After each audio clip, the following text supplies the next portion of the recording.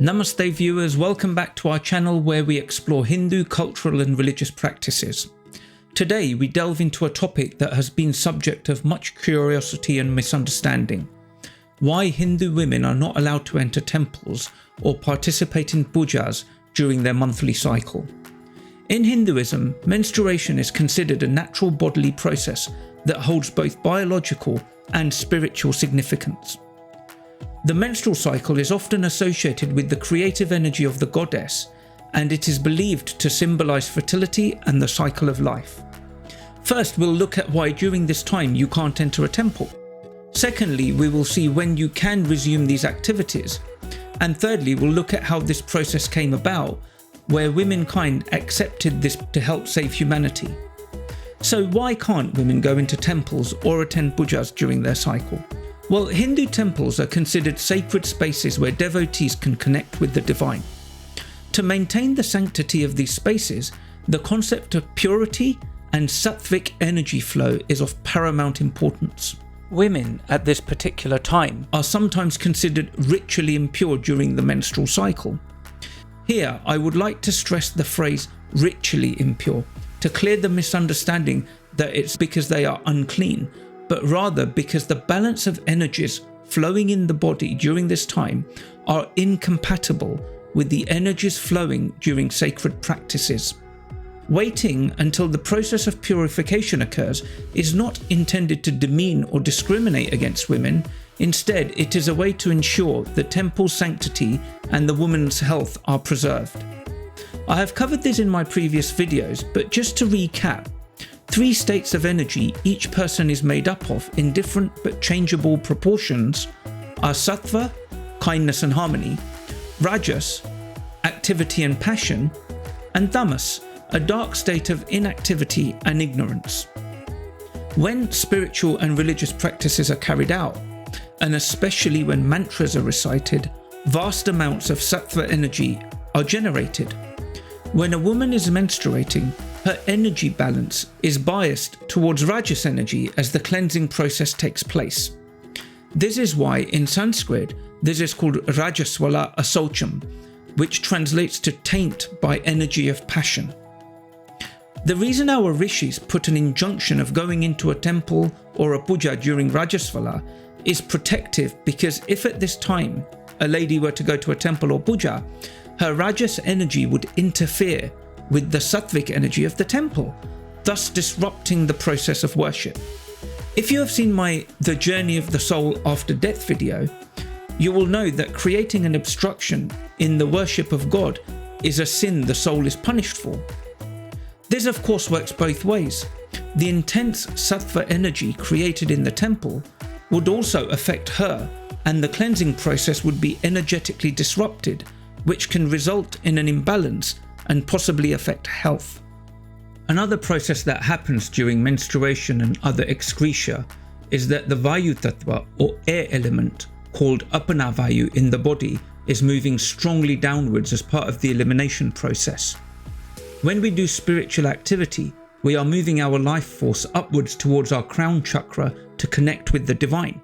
By going to places where there is a strong upward force, it interferes with the downward movement during the menstrual cycle and can cause an imbalance.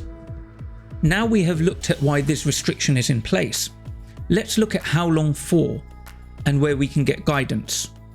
Normally, I would say the best place to get guidance is from your elders, and you should follow family tradition.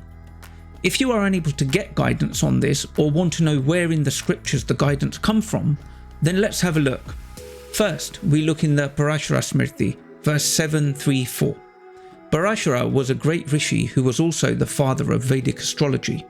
Bhasmana sujyate kamsayam tamramam lena shuddhyati rajasa shuddhyate nari vikalam ya nagachati. Bronze is purified by the presence of bhasma or ash, and copper by acidic cleanser. By the flow of menstrual discharge, a woman is purified.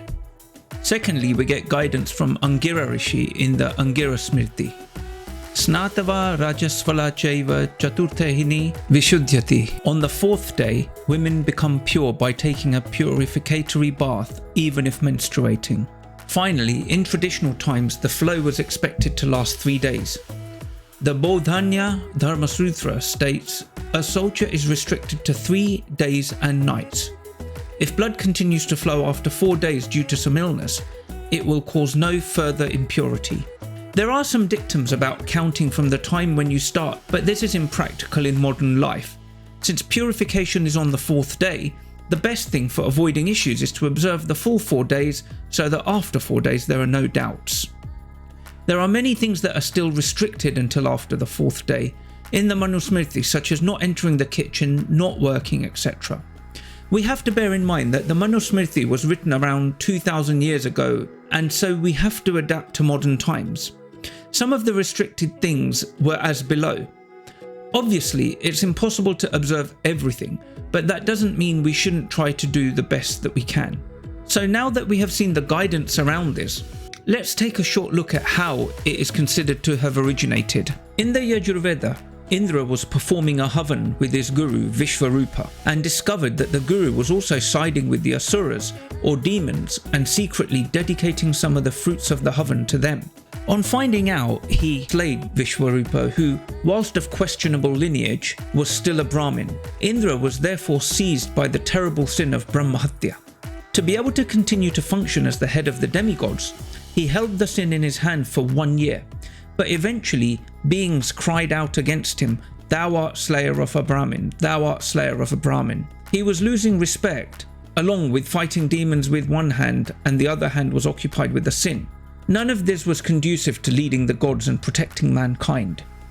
He ran to the women for protection, saying, "Take upon yourselves a quarter of my sin I received for the murder of a learned Brahmin." They answered, "What shall we have in return?" He asked them to choose a boon, and they said, "Let us obtain offspring if our husbands approach us during the proper season. At pleasure, let us dwell with our husbands until our children are born." He answered, "Tathastu," meaning "let it be so." Since they took upon themselves a quarter of his sin, that sin of Brahmahatya appears every month as the menstrual flow. Just for your information, the other 3/4 of the sin were taken, one, by trees who ooze it in the form of sap, and the boon to them was, if a branch is cut, 2 or more will grow in its place. The scriptures direct that red sap should not be consumed. 2. The sea, who was given the boon that it can release its impurities through foam. And 3. The earth was given a boon that if a hole is dug, it will fill itself up within the space of a year. I hope this video has shed some light on this topic, and if you have any questions or thoughts, please share them in the comments below. Thank you for joining me today, and until next time, namaste and take care.